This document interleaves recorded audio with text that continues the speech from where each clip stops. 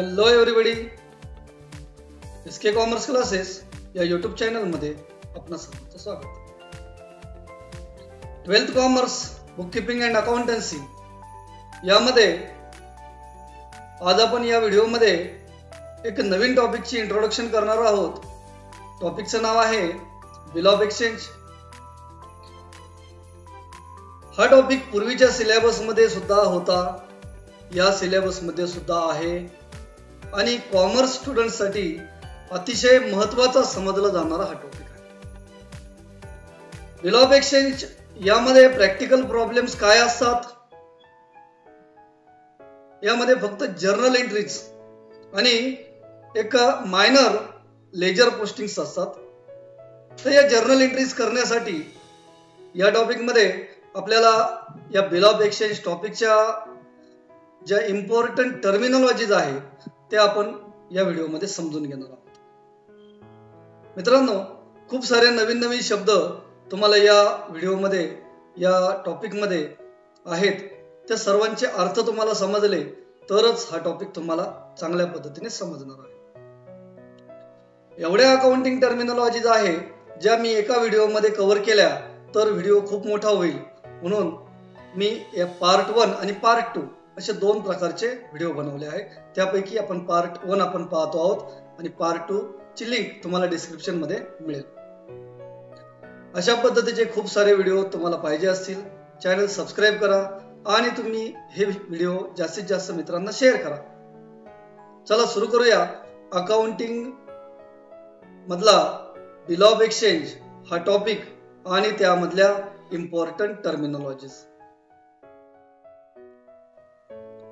SK commerce classes Sangamner, 12th commerce book keeping and accountancy, Indian negotiable instrument act 1881 त्यामधला हा जो topic आहे bill of exchange, accounting terminologies याचा part 1 आपण हा व्हिडिओ पाहतो आहोत. मित्रांनो, इंडियन निगोशिएबल इन्स्ट्रुमेंट ऍक्ट म्हणजे भारतीय हस्तांतरण दस्तऐवज कायदा 1881. यामध्ये तुम्हाला सर्वप्रथम पाहायचं आहे बिल ऑफ एक्सचेंज म्हणजे नेमकं काय. पहा, यापूर्वी आपण 11वीला असताना किंवा 12वीला आतापर्यंत बॅलन्स शीट मध्ये बिल्स रिसिवेबल आणि बिल्स पेएबल हे शब्द पाहिलेले आहेत. हे बिल्स रिसिवेबल आणि बिल्स पेएबल नेमकं काय आहे त्यालाच संबंधित हा टॉपिक आहे bill of exchange. Bill of एक्सचेंजची डेफिनेशन इम्पॉर्टंट नाही म्हणजे परीक्षेच्या दृष्टीने, परंतु तुम्हाला माहिती असावी आणि समजावी म्हणून मी सांगतो आहे. According to negotiable instrument act 1881 section 5. पहा, जर एमसीक्यू पद्धतीने परीक्षा असेल तर निगोशिएबल इन्स्ट्रुमेंट 1881 कोणत्या सेक्शन नुसार बिल ऑफ एक्सचेंजची डेफिनेशन आहे तर सेक्शन 5 नुसार आहे. लक्षात असू द्या. डेफिनेशन काय आहे पहा. A bill of exchange is defined as an instrument in writing. An instrument in writing म्हणजे काय? लेखी स्वरूपाचा कागद. Containing an unconditional order. Unconditional order म्हणजे कोणत्याही प्रकारची शर्त नसलेला आदेश असतो. Containing unconditional order. पहा, मी हायलाइट केलं त्याला. Sign by maker. कोण तयार करते bill of exchange?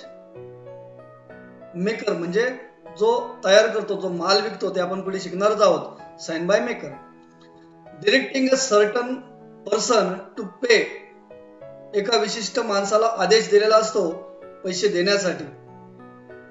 Some of money only to or order of certain person किंवा त्या माणसाच्या आदेशानुसार, order of certain person, or to the bearer of instrument म्हणजे ज्याच्या ताब्यात हा कागद असेल त्याला.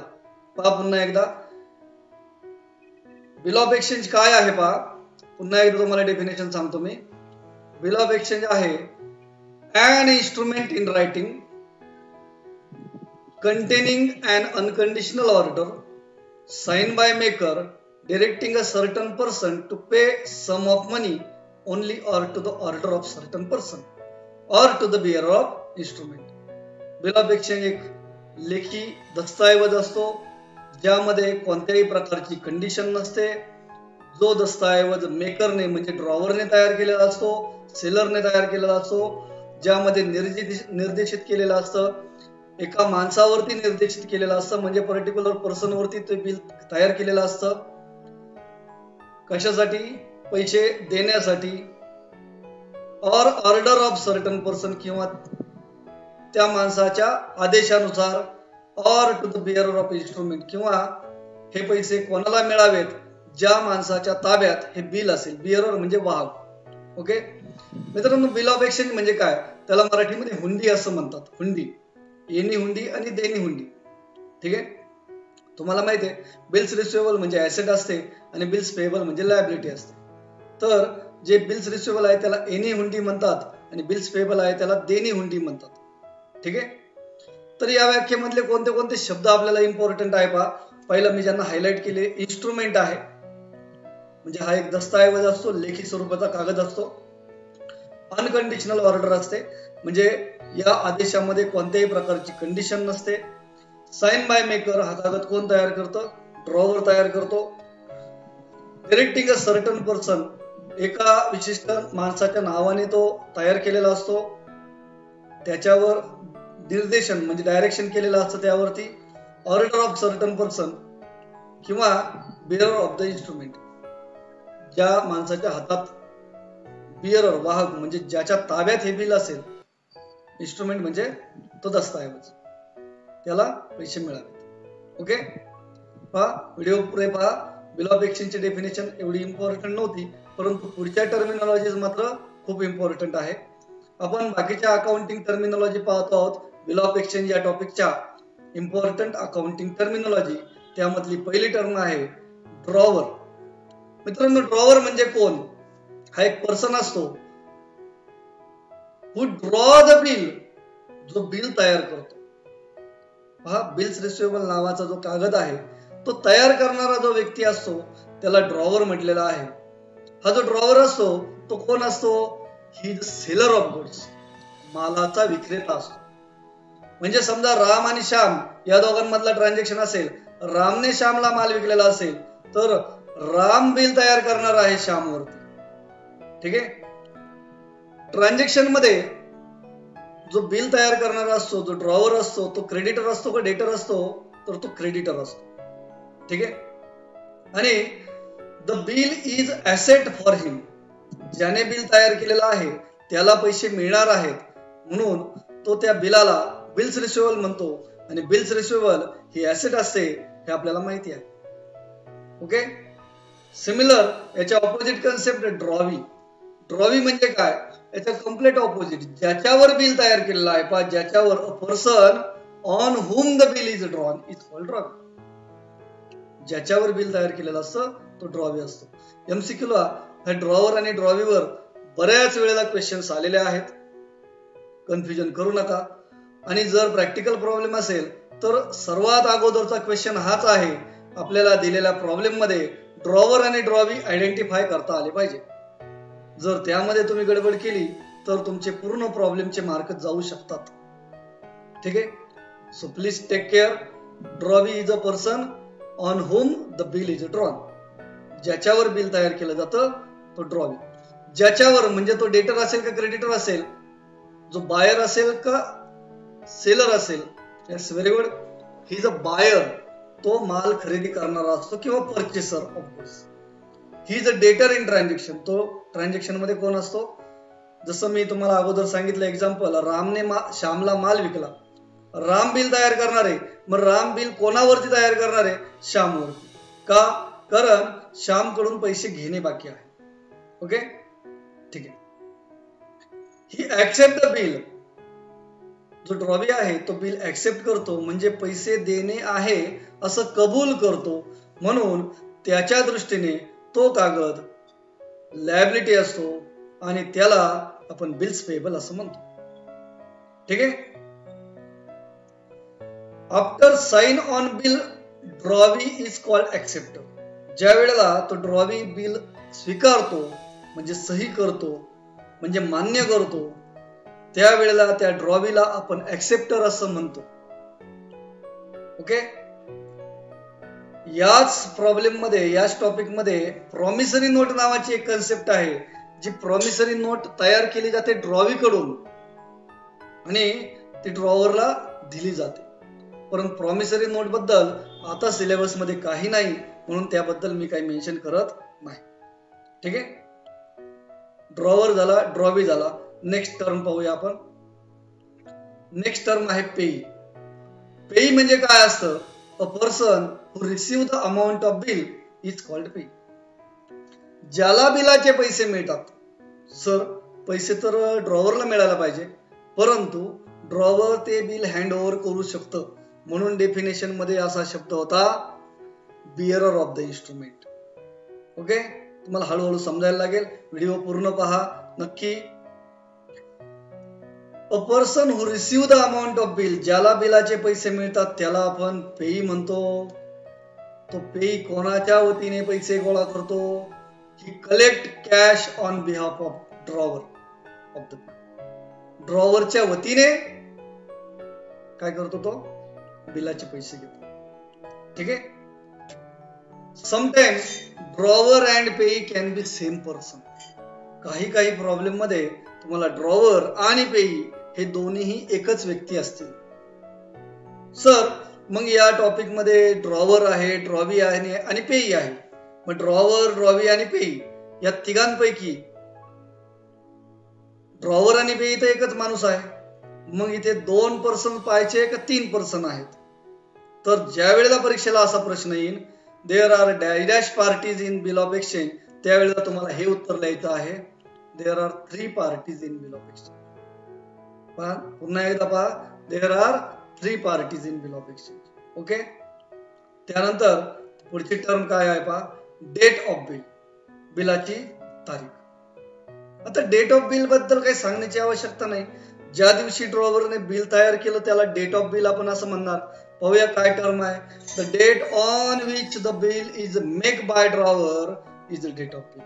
Okay, no more confusion, easy explanation, easy understandable. Okay, next date of acceptance.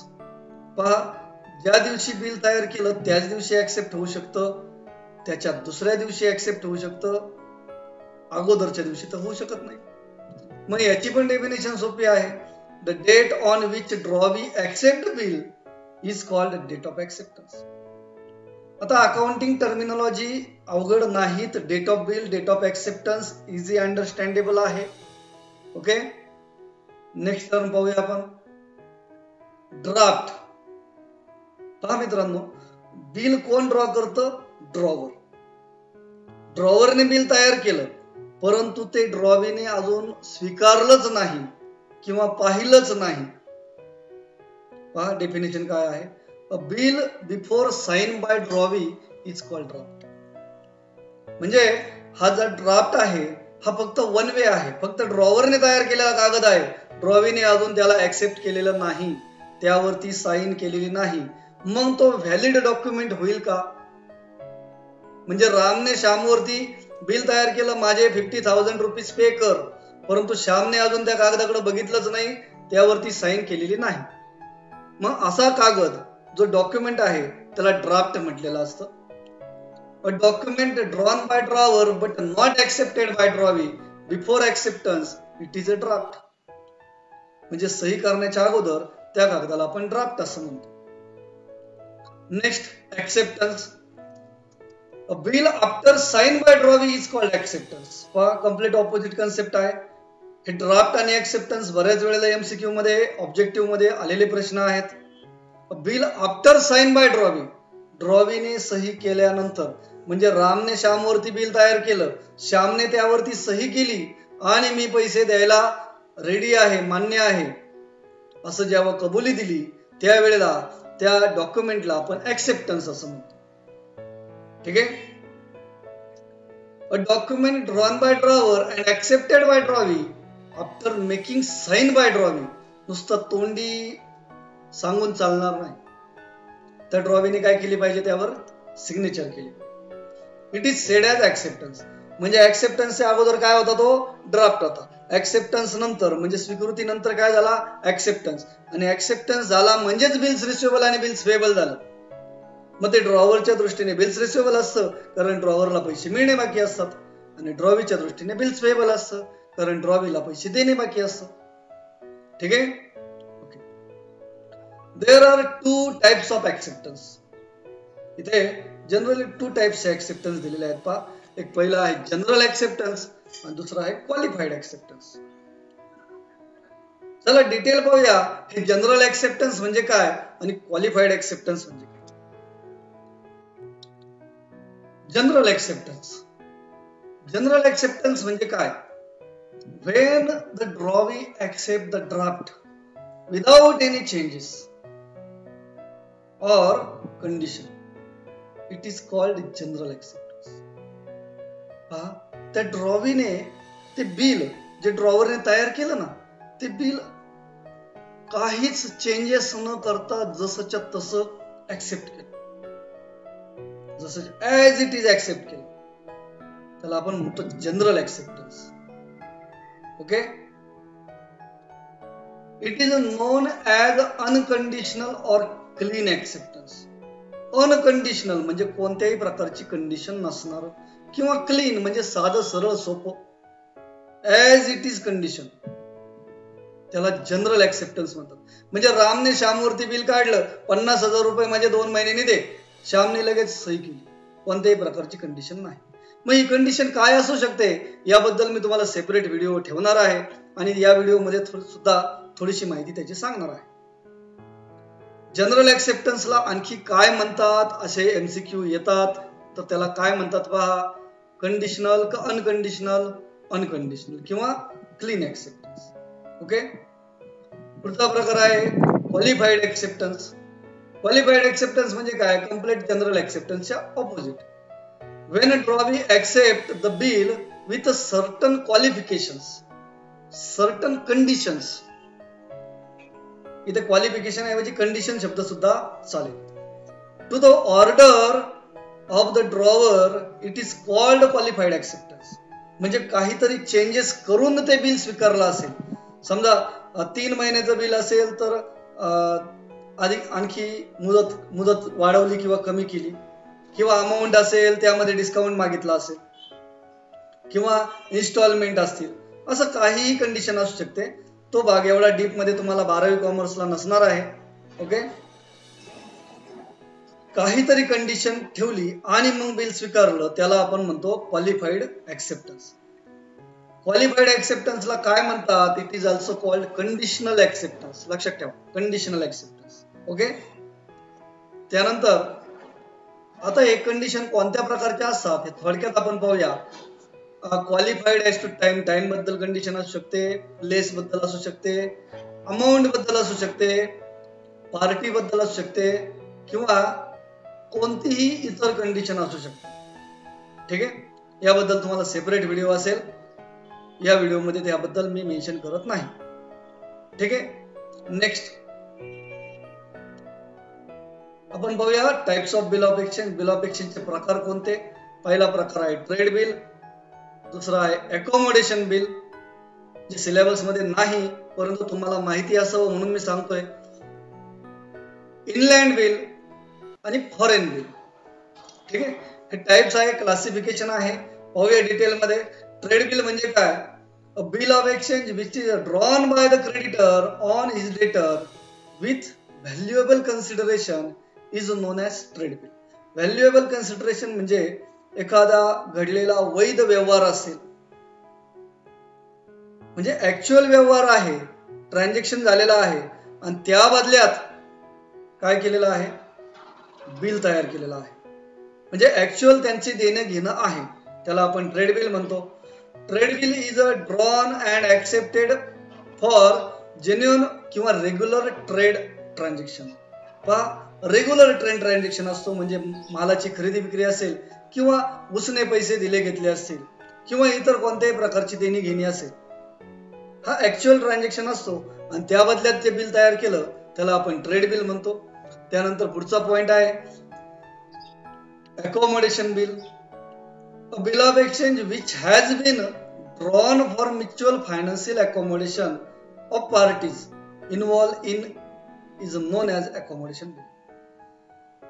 दोन मित्र आहेत, दोघांनाही फायनान्शियल नीड आहे, दोघांनाही पैशाची गरज आहे. अशा वेळेला कोणताही ट्रान्झॅक्शन नसताना दोघे एकमेकावरती किंवा एकाने दुसऱ्यावरती बिल तयार करायचं आणि अमाऊंट जनरेट करून त्याचा दोघांनाही पैशाचा प्रेझेंट टाइम मध्ये पैशाचा वापर करायचा. अशा पद्धतीचे अकोमोडेशन बिल असतं. ऍक्च्युअल ट्रान्झॅक्शन नसतो. दोघांचं म्युच्युअल फायनान्शियल अकोमोडेशन म्हणजे दोघांचीही परस्पर गरज असते पैशाची आणि ती गरज भागवण्यासाठी बिल जनरेट केलं जातं. ठीक आहे. Such bills are drawn and accepted without any valuable consideration. म्हणजे कोणत्याही प्रकारचा त्यांचा वैध व्यवहार नसताना तरी सुद्धा बिल तयार केलं जातं आणि ऍक्सेप्टही केलं जातं. ठीक आहे. सर का करायचं ऍक्सेप्ट, का करायचं, बिल तयार केल्यावर काय होईल हे तुम्हाला पुढच्या टर्म बघितल्यानंतर समजेल. ठीक आहे. नेक्स्ट पॉइंट, इनलँड बिल म्हणजे आंतरदेशीय बिल.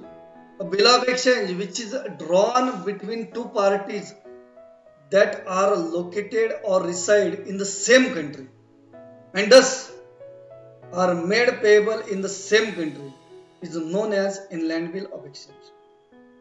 म्हणजे इंडियामध्येच तयार झालं आणि इंडियामध्येच ते पेबल होणार आहे. म्हणजे ड्रॉवर आणि ड्रॉवी दोघेही बिलॉंग्स करतात एकाच कंट्रीमध्ये. अशा बिलाला आपण काय म्हणणार आहोत, इनलँड बिल म्हणणार आहोत. फॉरेन बिल म्हणजे काय, याच्या विरुद्ध complaint. A bill which is drawn in one country and made payable in another country is known as foreign bill. म्हणजे इंडियामध्ये तयार झालं, जपानला त्याचं ड्रॉवी आहे. ठीक आहे. अशा पद्धतीचं पहा एक्झाम्पल दिलेलं आहे. Bill drawn in India and made payable in America. म्हणजे इंडियामध्ये ड्रॉवर आहे आणि अमेरिकेमध्ये ड्रॉवी आहे. और व्हाईस वर्सा म्हणजे उलट, अमेरिकेमध्ये ड्रॉवर आहे, इंडियामध्ये ड्रॉवी आहे. कोणताही देश चालेल, कोणतेही दोन देश चालतील, त्याला आपण फॉरेन बिल म्हणतो. ठीक आहे. नेक्स्ट, हे परीक्षेला येतं आणि तुम्हाला समजावं. आणि सर्वात महत्वाचं, फॉरेन या शब्दाचं स्पेलिंग नीट पाहून जा. ठीक आहे. ओके. नेक्स्ट, टर्म और पिरियड और टेनर ऑफ बिल. आता टेनर ऑफ बिल किंवा टर्म ऑफ बिल म्हणजे काय, the term of bill period time after which the bill become payable is a term of bill may be in month और days. हे जो बिलाचा कालावधी असतो हा मंथ मध्ये किंवा डेज मध्ये असतो. ठीक आहे. मॅक्झिमम बिलाचा कालावधी काही पुस्तकांमध्ये 90 दिवस दिलेला आहे, काही ठिकाणी 120 दिवस दिलेला आहे. एवढा डीप मध्ये क्वेश्चन येणार नाही. ग्रेस डेज, टर्म किंवा पिरियड म्हणजे काय कळालं, ज्या कालावधीसाठी म्हणजे ड्रॉवर बिल तयार करतानाच त्या कालावधी मेन्शन केला जातो बिल ऑफ एक्सचेंज मध्ये, त्याला टर्म म्हणतात. ग्रेस डेज म्हणजे काय, 3 extra days allowed by law over and above the term of bill to the drawee in order to make payment for payment of the amount of the bill is known as grace days. Simple definition सांगतो. बिलाची due date म्हणजे मुदत आल्यानंतर, मुदत संपल्यानंतर, ज्या दिवशी bill तयार केलं त्यानंतर 2 महिन्याचा समजा कालावधी आहे. 2 महिने संपल्यानंतर पुन्हा 3 दिवस एक्स्ट्रा असतात. बिल 1 महिन्याचं असेल तरी 3 दिवस, 2 महिन्याचं असेल तरी 3 दिवस, 3 महिन्याचं असेल तरी 3 दिवस, 8 दिवसाचा असेल तरी 3 दिवस, 1 दिवसाचा असेल तरी 3 दिवस. ठीक आहे. जो काही कालावधी आहे पिरियड प्लस ग्रेस डेज, 3 दिवस एक्स्ट्रा दिलेच जातात कायद्यानुसार. ठीक आहे. Grace days are not allowed for bill payable on demand or at sight. जर ऑन डिमांड किंवा ऍट साइट दोन्हीचा अर्थ एकच, अशा पद्धतीचं बिल असेल तर त्याला ग्रेस डेज अलाउड नसतात. परीक्षेला प्रश्न येऊ शकतो तुम्हाला, तोंडी परीक्षेला किंवा एमसीक्यू मध्ये येऊ शकतो, कोणत्या प्रकारच्या बिलाला ग्रेस डेज अलाउड नसतात. तर लक्षात ठेवा, ऍट साइट किंवा ऑन डिमांड. सर ते ऍट साइट आणि ऑन डिमांड काय आहे ते पाहूया आपण. What is demand or at site. हाच प्रश्न पडला ना तुम्हाला. तर याच्यामध्ये आपण 3 प्रकारचे बिल पाहणार आहोत. After date bill, after sight bill आणि bill payable on demand or at sight. आता याचे डिटेल्स आपण पाहूया. आफ्टर डेट बिल म्हणजे काय, आफ्टर साइट बिल म्हणजे काय आणि bill payable on demand or at sight याचा अर्थ पाहूया. त्याला आपण classification of bill of exchange म्हटलेलं आहे. आफ्टर डेट बिल म्हणजे काय, after date bill is payable at a fix period. The due date of bill is calculated from the date of drawing. ज्या दिवशी बिल तयार केलं ड्रॉवरने त्या दिवसापासून मुदत मोजायला सुरुवात करणार. जो काही कालावधी आहे, जो काही पिरियड आहे, तो ज्या दिवशी बिल तयार झालं त्या दिवसापासून काउंटिंग सुरू होईल. Grace period of the day 3 days are allowed on this bill. 3 दिवस एक्स्ट्रा डेट आफ्टर डेट बिलला असतात. आफ्टर साइट बिल म्हणजे काय, the due date of bill calculated from the date of acceptance. Date of acceptance म्हणजे ज्या दिवशी bill accept केलं ड्रॉवेने त्या दिवसापासून पिरियड काउंटिंगला सुरुवात होईल. यामध्ये सुद्धा grace period of 3 days are allowed. यामध्ये सुद्धा 3 दिवस अलाउड असतात. आणि तिसरं bill payable on demand or at sight म्हणजे काय पहा, this bill are payable immediately on the presentation of the draw to the draw. म्हणजे ड्रॉवरने बिल तयार केलं, ड्रॉवीला प्रेझेंट केलं का लगेच त्याचं पेमेंट करावं लागतं. ज्यामध्ये time period not mention for this bill. यामध्ये टाइम पिरियड दिलेला नसतो. Grace days are not allowed for such bill. यामध्ये 3 दिवस एक्स्ट्रा दिले जात नाही. कोणत्या बिलाला, bill payable on demand or at sight. ठीक आहे. बघा, आफ्टर डेट बिल म्हणजे ज्या दिवशी बिल तयार केलं तिथून पुढे काउंटिंग सुरू होणार. आफ्टर साइट बिल म्हणजे ज्या दिवशी बिल स्वीकारलं तिथून पुढे काउंटिंग सुरू होणार. आणि ऑन डिमांड बिल म्हणजे ज्या दिवशी बिल ताब्यात आलं काउंटिंग नाही, लगेच पेमेंट करावं लागेल. ठीक आहे. Next due date. आता ड्यू डेट हा शब्द तुम्ही ऐकला. मग ड्यू डेट किंवा डेट ऑफ मॅच्युरिटी म्हणजे काय ते पाहूया आपण. The date on which drawee of the bill should make a payment it is called due date. ज्या दिवशी बिलाचं पेमेंट केलं पाहिजे कोणी, ड्रॉवीने. कोणाला, ड्रॉवरला. का, बिल तयार केलेलं आहे ना. ड्रॉवरच्या दृष्टीने बिल्स रिसिवेबल आहे म्हणजे ड्रॉवरला पैसे मिळणार आहेत. ड्रॉवीच्या दृष्टीने बिल्स पेएबल आहे म्हणजे ड्रॉवीची ती लायबिलिटी आहे. कधीतरी पैसे देणे बाकी आहे. पण तो कधीतरी तो दिवस कोणता, त्या तारखेला ड्यू डेट म्हणतात. ठीक आहे. ओके. ड्यू डेट कशी कॅल्क्युलेट करतात, सिंपल आहे पहा. By default date of bill म्हणजे आफ्टर डेट बिल कन्सिडर केलं जातं. डेट ऑफ बिल मध्ये टर्म म्हणजे जे काही 2 महिने, 3 महिने, 50 दिवस, 100 दिवस जो काही कालावधी असेल तो, आणि प्लस 3 days ग्रेस डेज म्हणतो. For example, if the bill is drawn and accepted on 16 जानेवारी. 16 जानेवारी 2020 ला तयार झालेलं बिल आहे 3 महिन्याचं. सर याचं ड्यू डेट काय येईल, ड्यू डेट इन पहा 16 जानेवारी 2020 अधिक 3 महिने म्हणजे जानेवारी नंतर फेब्रुवारी, मार्च आणि एप्रिल. दिवस मोजू नका. 16 जानेवारी नंतर 16 February, 16 March, 16 April. Okay. 16 April 3 महिने झाले. त्यामध्ये 3 दिवस मिळवायचे म्हणजे 16 मध्ये 3 दिवस मिळवणार 19 एप्रिल. 19 एप्रिल ही त्याची ड्यू डेट आहे. ठीक आहे. If the due date falls on public holiday. जर पब्लिक हॉलिडेला जर ड्यू डेट आली, the payment of bill is to be made on the preceding working day. Preceding म्हणजे अगोदरच्या दिवशी. म्हणजे समजा पब्लिक हॉलिडे आहे 15 ऑगस्ट, तर त्याच्या अगोदरचा दिवस म्हणजे 14 ऑगस्ट. ठीक आहे. आणि जनरली बाकीचे कोणते सणवार वगळता 15 ऑगस्ट आणि 26 जानेवारी ह्या 2च पब्लिक हॉलिडे आपण गृहीत धरणार आहोत. ठीक आहे. If the due date of bill is 26 January or 15 August. जर 26 जानेवारी असेल किंवा 15 ऑगस्ट असेल, विच इज पब्लिक हॉलिडे, तो पब्लिक हॉलिडे तुम्हाला माहिती आहे. Then the payment of bill is to be made on preceding day. Preceding day म्हणजे अगोदरचा दिवस. मग 26 जानेवारीच्या ऐवजी कोणती तारीख येईल? 25 जानेवारी. आणि 15 ऑगस्टच्या ऐवजी कोणती तारीख येईल? 14 ऑगस्ट. ओके, 15 ऑगस्टच्या ऐवजी 14 ऑगस्ट. लक्षात येईल? ओके. नेक्स्ट, ड्यू डेट कसा कॅल्क्युलेट करायचा? Date of bill plus period plus grace days. Okay. What is treatment of bill? बिलाचं ट्रीटमेंट काय? म्हणजे जो ड्रॉवर आहे तो या बिलाचं काय काय करू शकतो. पहा, बिल रिटेन इन बिझनेस. तो जो ड्रॉवर आहे, ड्रॉवरच्या दृष्टीने बिल काय आहे? Bills receivable. बिल्स रिसिवेबल आहे ना, मग तो त्या बिलाचं काय करू शकतो?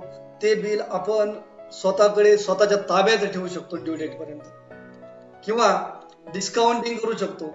आता बिल डिस्काउंटिंग म्हणजे काय? बिलाचं कॅश मध्ये कन्वर्ट करायचं इमिजिएट, कारण बिल्स रिसिवेबल काय? ऍसेट आहे. आणि according to negotiable instrument act we can sell any asset. Okay, we can mortgage any asset. Bills receivable सुद्धा गहाण ठेवले जातात किंवा सेल केले जातात. त्याला डिस्काउंटिंग ऑफ बिल म्हणतो. मित्रांनो, हे जे पॉइंट सांगतो आहे हे आपण नेक्स्ट व्हिडिओ मध्ये पाहणार आहोत. एंडोर्समेंट ऑफ बिल आणि bill send to bank for collection. म्हणजे ड्रॉवर कडे बिलाच्या 4 ट्रीटमेंट आहेत. एक तर तो स्वतःकडे ठेवेल, डिस्काउंटिंग करेल, एंडोर्स करेल किंवा send to bank for collection करेल. ठीक आहे. What are options of bill? ड्रॉवीकडे कोणते ऑप्शन असतात? तर ड्रॉवी काय करू शकतो? बिल ऑनर करू शकतो, किंवा बिल डिसऑनर करू शकतो, किंवा बिल रिटायर्ड करू शकतो, रिटायरमेंट, किंवा बिल रिन्युअल करू शकतो. ड्रॉवीकडे 4 ऑप्शन आहेत, ड्रॉवरकडे 4 ऑप्शन आहेत. या ऑप्शनचं परमिटेशन म्हणजे वेगवेगळ्या सिच्युएशन करूनच आपला प्रॉब्लेम तयार होणार आहे.